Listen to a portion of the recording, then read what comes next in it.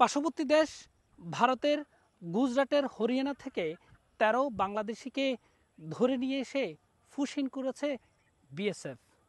তাদের ভাষ্যমতে গত ১২ বছর আগে তারা কর্মসংস্থানের উদ্দেশ্যে ভারতে পাড়ি জমান।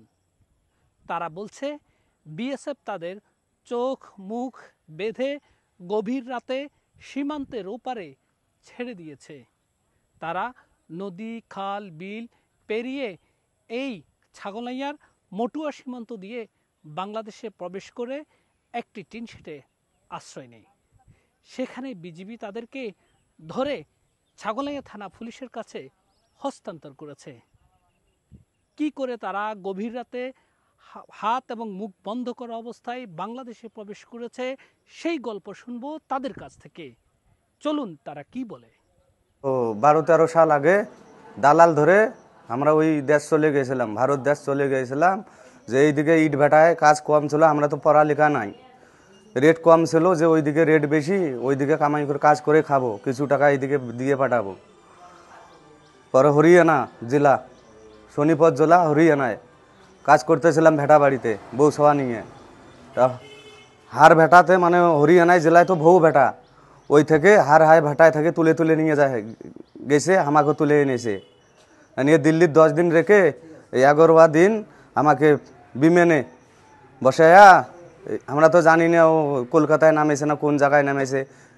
ওই বিমান থেকে নামার আগে আমার আগে মুকেশ দিয়েছে কালা, তারপরে হাত বেঁধেছে, বেঁধে বাসে বসাইছে, বসায় যে রাইতে রাইতে পার করে দিয়েছে। গেট খুলিয়া গেট দিয়ে ঢুকে দিয়ে বলে এইদিকে যাও সোজা বাংলাদেশ পাবে, বাংলাদেশ।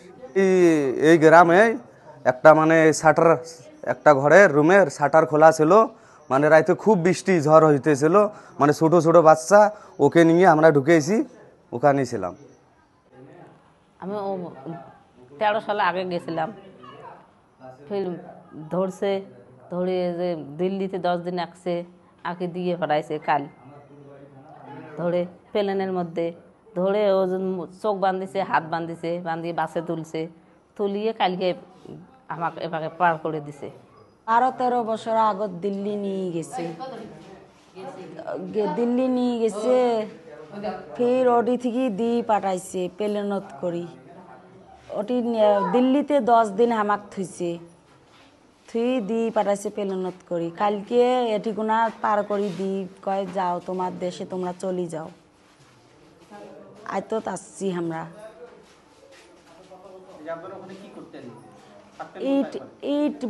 ইট ভাটাত কামাই করতাম। খড়গদা, সোনিপত জেলা, খড়গদা, হরিয়ানা। হাত বাঁধিয়ে চোখ মনে করো কালা একটা ব্যাগ আছে, আমি ছাপে দিল দিয়ে গাড়ি তুলছে। এখন গাড়ি তুলছে, আমি গাড়ি দিই না, আমি ধরি মনে করেন গাড়ি তুলছে, কিন্তু তোলার পরে যে গাড়িটা তুলছে ও গাড়িটা ঘেরা, কোনো বাগ দিয়ে দেখা যায় না, বলে এটা রাস্তা কি ওটা রাস্তা, কোনো বাগ দিয়ে দেখা যায় না। না দেওয়ার পরে ফির পরে আরেক গাড়ি তুলে দিল, এখানে তো খুলি দিছে পাশে, পরে আরেক গাড়ি তুলে দিল, রাস্তা দেখা যায়, দেখা যাওয়ার পরে ও গাড়ি থেকে আরেক গাড়ি তুলে দিল, ওটাও রাস্তা দেখা যায়। পরে ওখানে না মায়ের দোকানে বিএসএফ একদিনও রাখে নাই, মানে 3 জায়গায় হেনা বার হচ্ছি, হেনা হয়ে লাস্টে হেনা বার করিয়ে এই যে মনে করো সিপিএ দিয়ে আমাকে পাঠিয়ে দিল, পাঠিয়ে দিয়ে কইলে এদিকে যান, এদিকে বাংলাদেশ। এখন নদী পানি এত, বৃষ্টির দিন, এখন বাচ্চা কাচ্চা নিয়ে খুব দিক কেটেছে, মানে নিম্নকে 10 কিলোমিটার হাঁটিয়ে এসেছি রাতের মধ্যে ভিজিয়ে, হাঁটিয়ে এসার পর মনে করো ওই বাড়িতে মনে করো ফাঁকা আছি, লোকজন শুচ্ছে, বলে এখানে আটটি মনে কাটে আলাদা যাবো। এর মধ্যে বাড়ি এলে আসি কয় ভালো হয়েছে, আসছেন ভালো হয়েছে, বাংলাদেশের লোক হোক, কোনো সমস্যা নেই, খাওয়া দাওয়া করেন। তো এদের ব্যাপারে যে 13 জনকে পুশিং করা হয়েছে, এই 13 জনের ব্যাপারে আমরা তাদের এলাকায় তাদের যে ঠিকানা আমাদেরকে দিছে, তারা সেই ঠিকানা অনুযায়ী আমরা ওই তাদের কুড়িগ্রাম ওই থানাগুলোতে আমরা তাদের মেসেজ পাঠাইছি। তাদের যদি বাড়িঘর ঠিকানা সঠিক ঠিক থাকে তাহলে তো তাদের বাড়ি ঘরে পাঠানো হবে, আর যদি তারা যদি আমাদের দেশের নাগরিক না হয় তাহলে পররাষ্ট্র মন্ত্রণালয়ের মাধ্যমে আমরা যেভাবে প্রসেসিং করে তাদেরকে ফেরত পাঠাই, সেভাবে আমরা সেই নিয়ম ফলো করে পাঠানোর ব্যবস্থা করব। আমরা এই ব্যাপারে ঊর্ধ্বতন কর্তৃপক্ষের সাথে যোগাযোগ বজায় আছে।